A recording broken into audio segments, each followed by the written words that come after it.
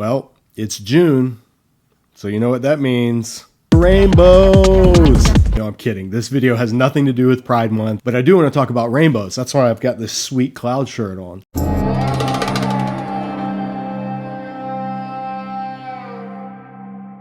Some people think that the Bible teaches in Genesis that after the flood, God put the rainbow in the sky as the sign of his promise to never flood the earth again, and that's where the Bible teaches that rainbows came from. But that's just not true. There is no indication whatsoever, certainly not in science, but not even in Scripture, that light didn't refract before the flood. And that's what a rainbow is. There's moisture in the air, light hits it, it refracts, and it spreads the prismatic colors, and our eyes are able to see it. So the flood didn't create conditions whereby that happened. The story of the rainbow after the flood, it's not meant to depict the origin of rainbows. That's a very juvenile reading of the ancient text that doesn't do justice to its literary function or to the cultural context of the ancient Near East. And that's what we do here at Disciple Dojo. We always want to push past those surface level Sunday school elementary readings of passages that both fundamentalists and skeptics alike usually latch onto in order to either prove or disprove the Bible. No, let's look at the text as it stands and let's see what's going on here. In Genesis 9:8, after the flood, then God said to Noah and his sons with him, I now establish my covenant with you and with your descendants after you, and with every living creature that was with you, the birds, the livestock, and all the wild animals, all those that came out of the ark with you, every living creature on the earth. I establish my covenant with you. Never again will all life be destroyed by the waters of a flood. Never again will there be a flood to destroy the earth. Now, this is important to realize because, one, in the ancient world, cataclysmic flooding and violent thunderstorms were not to be taken lightly. And there was legitimate question about the forces of decreation, the chaos. Remember, we've looked at previous videos in this series, how the sea and the waters and flood were symbols of chaos and primordial evil and uncertainty. They were the complete opposite of being set firmly on dry ground. And so for ancient peoples, this was something to be concerned about. When the clouds gathered and the rain started to fall too much, you wanted rain for your crops, but after a while, you start to get worried. In fact, in ancient Egypt, it was believed that creation was brought forth out of the primeval waters and that creation one day would be destroyed again by those same waters. So in the Book of the Dead, Osiris is being told about the end of the world. And it says, then I shall destroy all that I have made. This land will return into the abyss, into the flood as in its former state. So in contrast to that Egyptian view, the view of Genesis is God will never again destroy all life by the waters of the flood. A bit of a polemic against Egyptian theology. So then to confirm this promise, God says, this is the sign of the covenant I am making between me and you and every living creature with you. A covenant for all generations to come. So he's giving a sign. And English translations frequently say rainbow, but the Hebrew word is this word kesheth, and it just means bow, like bow and arrow bow. There's no specific biblical Hebrew word for rainbow. It's just God's bow in the sky. I have set my bow in the clouds, and it will be the sign of the covenant between me and the earth. This is the first sign of the covenant that takes place in Scripture. God will make covenants with, in this case, the earth, later with Abraham, later with Moses, later with the priesthood, and those covenants will have signs that accompany them. So this sign is the bow in the sky. Whenever I bring clouds over the earth and the rainbow, the bow, appears in the clouds, I will remember my covenant between me and you and all living creatures of every kind. Never again will the waters become a flood to destroy all life. Whenever the rainbow appears in the clouds, I will see it and remember the everlasting covenant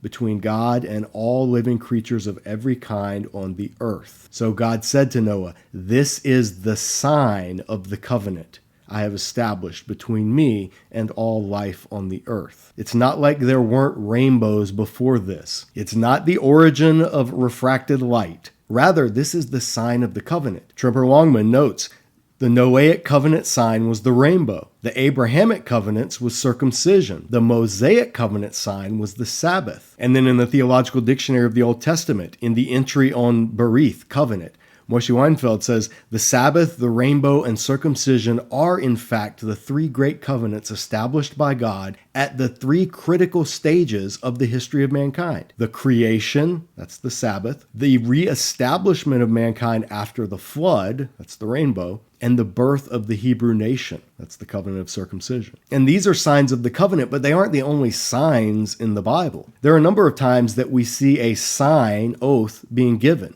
There's the rainbow, there's circumcision. In Exodus 12, the blood on the doorpost of the Israelites in Egypt was the sign that the angel would then pass over when he saw. In Exodus 3, even before that, there's an interesting sign that God gives to Moses. Exodus 3:11, Moses said to God, "Who am I that I should go to Pharaoh and bring the Israelites out of Egypt?" He said, "I will be with you, and this shall be the sign for you that it is I who sent you." Ready for this sign? "When you have brought the people out of Egypt, you shall worship God on this mountain." God's sign to Moses was, when you've done it and you're back here worshiping on this mountain, then you'll know I was with you. So signs aren't always these supernatural things. They're not always dazzling phenomenon. Sometimes they're just things that come to pass. Sometimes they're just specific objects which have been invested with significance. Sometimes they do include miraculous. Like in Numbers 17:10, Aaron's rod, all the leaders of the tribes of Israel bring their rods, which signifies your identity and your authority in the ancient Near East context. And Aaron's rod actually buds overnight. It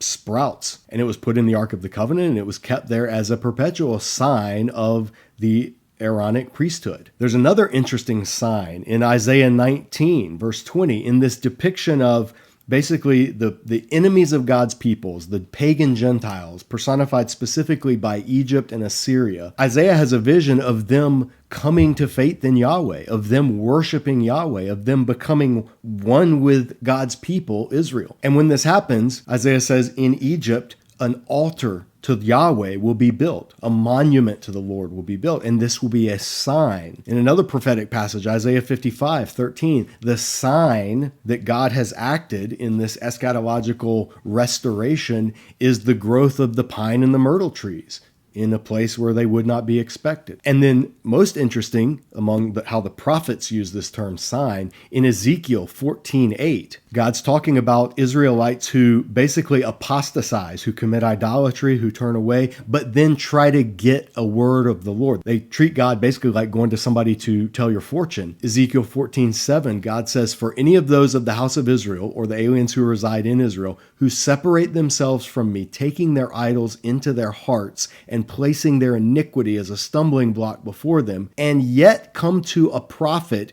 to inquire of me by him, I, the Lord, will answer them myself. I will set my face against them. I will make them a sign and a byword and cut them off from the midst of my people, and you shall know that I am the Lord." So in this instance, the sign is not a positive thing. They will serve as a warning sign when they come under God's judgment for all the people who see it. So just like today, signs can be good, signs can be bad. There can be warning signs, there can be signs that are a relief to see, there can be signs that are encouraging to see. Why would God choose a rainbow as a sign, and what would that communicate? Again, in the modern era that we live in, rainbows are like cutesy. Rainbows are sentimental. Rainbows are happy. Rainbows are bright. I mean, literally, there was a toy when I was a kid called Rainbow Bright. Rainbows are seen as inclusive. Rainbows are tolerant. There's a reason sexual and gender ideologies have used the rainbow as their symbol. Because in our culture today, rainbows have a soothing and a pretty connotation. But that's not the case for people of the ancient Near East. Rainbows had a very different meaning back then. In his book, God at Sinai, Jeff Niehaus says, Mesopotamian iconography also portrays a god's bow hung in the air as a sign that the god has stopped warring. In a relief of Ashurnasirpal II, for instance, the bow of the god in the winged sun disk is in the stance of the rainbow of Genesis 9. And here's the relief that he's talking about. You can see Ashurnasirpal riding victoriously after conquering, and here is the god Ashur holding, here's a zoomed in image, holding the bow in a rainbow position, holding the bow in the string down position in the sky. The sun god in the sky holding the bow. Here's another example of this motif from the obelisk of Ashur-ben-Kala. There's two hands reaching out of the sun disk in the sky holding a bow. Here's the close-up. The bow held in this string down position by a god in the sky. The Assyrian symbolism says that the god has won victory over his foes, that is, the foes of Assyria, and so brought peace to his people. See, the god's bow was a weapon of war. The bow of the god was the means by which the god defeated his enemies. This is true in Assyria. It's also true in Babylon. In the Enuma Elish, the founding myth of the city of Babylon that talks about creation and the building of Babylon, the chief Babylonian god, Marduk, fights the chaos dragon, Tiamat, and her consort, Kingu. And from Tiamat's body, he creates the heavens and the earth, the home of the gods and all of creation. And from Kingu's blood, he creates humanity. And then he sits down and reigns as the chief god of the Babylonians. Well, in the Enuma Elish, tablet 4, it says, he, Marduk, made the bow, appointed it his weapon. He mounted the arrow, set it on the string. He took up the mace, held it in his right hand. Bow and quiver he slung on his arm. Thunderbolts he set before his face. Marduk was a storm god, and storm gods' weapons were lightning, thunderbolts. They were seen as the arrows of the god being shot from their bow, whether it was Baal or Marduk or any of the other storm gods of the ancient world. So that's what Marduk used to combat Tiamat. Then, after he finishes, when he's back in the assembly of the other gods, the Lord took the bow, his weapon, and set it before them. The gods, his fathers, looked upon the net he had made. They saw how artfully the bow was fashioned. His fathers were praising what he had brought to pass. Anu raised it, speaking to the assembly of the gods. He kissed the bow. This be my daughter. He named the bow. These are its names, because something important gets more than one name. Longwood shall be the first. Conqueror shall be the second. The third name, Bow Star. He made visible in heaven. He established its position with respect to the gods, his brethren. After Anu had ordained the destinies of the bow, he set out the royal throne which stood highest among the gods. Anu had him sit there in the assembly of the gods. So after his battle with Tiamat, the personification of evil and chaos and uncreation, Marduk's bow is then placed in the heavens as he sits on his royal throne victorious. So it's no coincidence that Genesis 9 talks about God's bow being set in the clouds. Niehaus makes the connection. Likewise, God, during the flood, won a victory against his enemies, the wicked people who had ruined the face of the earth. God sent the flood to ruin them, to wipe them off the face of the earth. We go into the background of this and the theology of the flood in our podcast called Genesis 1 through 11, the primordial preface. I'll put a link in the description below so you can check that out if you want to go deeper in the Genesis narrative overall. But God won a victory against his foes and brought peace. In fact, a new covenant to his people, the Noahic remnant. So the image of a God's bow in the clouds is a war image. It's an image of conquering. It's an image of a God victorious and setting his bow at rest. He's not coming with bow drawn. The battle's been won. Now the bow is put at rest as a sign that the God's anger, the God's fury, the God's judgment has abated. In the Anchor Yale Bible Dictionary, Isaac Hikiwata says it this way: the war image associated with the Noachian flood is recoverable from the rainbow. Remembering that the biblical Hebrew does not have a special word for rainbow, what we have in Genesis 9, 12, 14, and 16 is the expression a bow, that is a weapon, in the cloud, suggesting perhaps that the Lord is declaring a truce after a war by resting his bow in the cloud. The Lord hangs the bow on the cloud as a sign of the covenant and as a gesture of peace after a battle. And Victor Hamilton, in his Genesis commentary, notes the same thing. A common motif in ancient Near Eastern iconography is that of a bow-wielding deity. The Old Testament itself describes Yahweh as a warrior who vanquishes his opponents with a bow and a quiver full of arrows. But here, in what is nothing less than a radical reinterpretation of divine power, the bow ceases to function as a symbol of combat and is now a symbol of peace and well-being. Its placement in the clouds points to the cessation of God's hostilities against mankind. The clouds which envelop the presence of the Awful One release the beauty of the curved bow. Whenever the bow appears, it serves as a reminder that despite the fact that the world deserves judgment, God will show restraint and mercy. You see, the flood was not the final answer to evil. The flood was a stopgap. The flood was amputating the part of the body that had the rot, but it did not deal with the infection itself that caused the rot. The rest of the Bible, as it unfolds,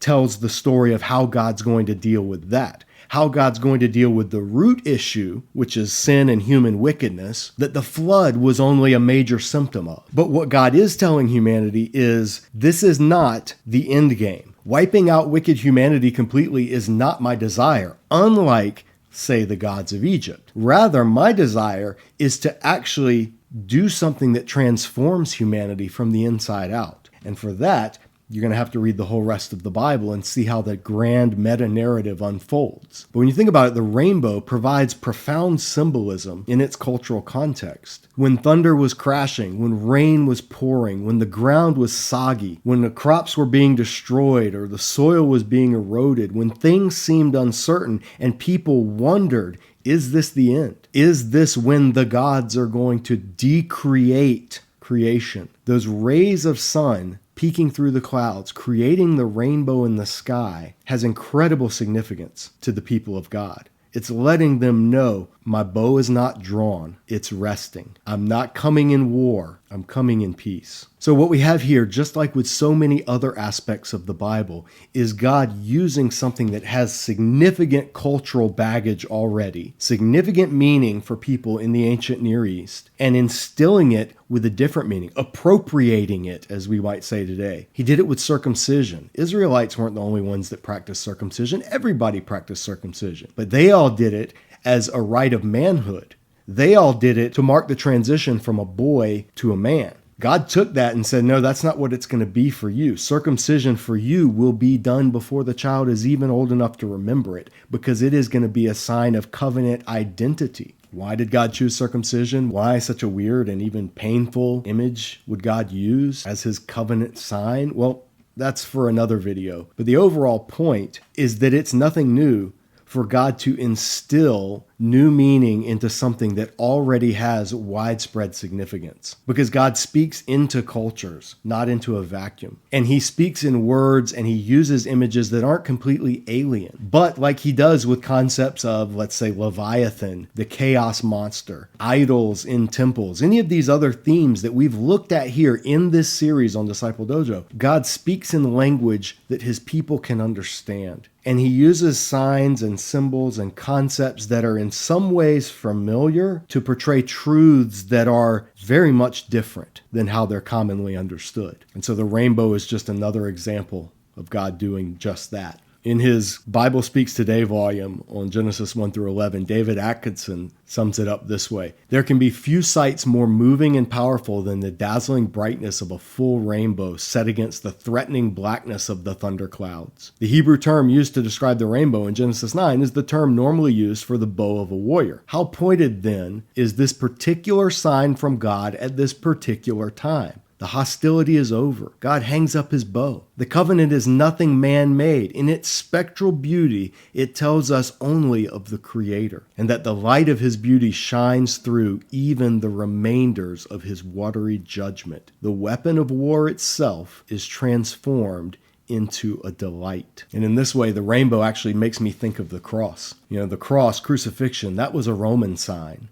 That was a sign for humiliation, degradation, utter and complete subjugation of a people. And that was the very thing that God chose to transform into the sign of ultimate reconciliation, into the sign of ultimate triumph, into the sign of ultimate victory. As we've seen here on the channel when we looked at Revelation and how it takes the concepts of the world and turns them upside down. You see God doing that in Revelation. He's been doing it since Genesis. So I hope this sheds a little more light on what rainbows meant to people in the ancient Near East, and specifically what they connote in the Bible. Symbols change over time. Unlike how rainbows are used in modern pop culture, everything from kids' cartoons to emblems of specific gender and sexuality ideologies that have appropriated the concept of the rainbow because of those very same bright connotations. In the biblical world, the rainbow has a very different significance. A divine weapon of war and judgment transformed into a covenant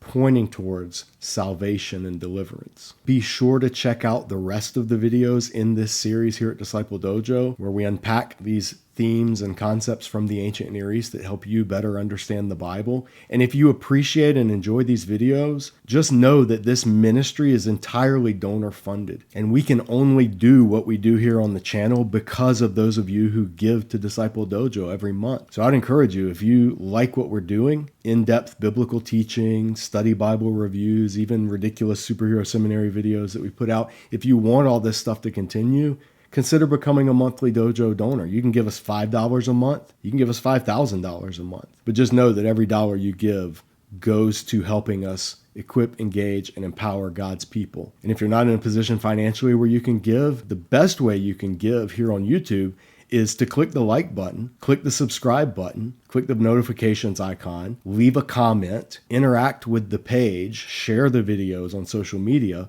All these things communicate to YouTube's algorithm, hey, people are liking this content. We should bump it up a little bit so others can see it too. That really, really helps us grow this channel. So thanks for watching. Thanks for putting up with this ridiculous shirt. Hopefully it wasn't too much of a distraction. Hopefully we learned something about rainbows and scripture and the ancient Near East and God himself. That's the goal here at Disciple Dojo. We'll see you next time. Take care.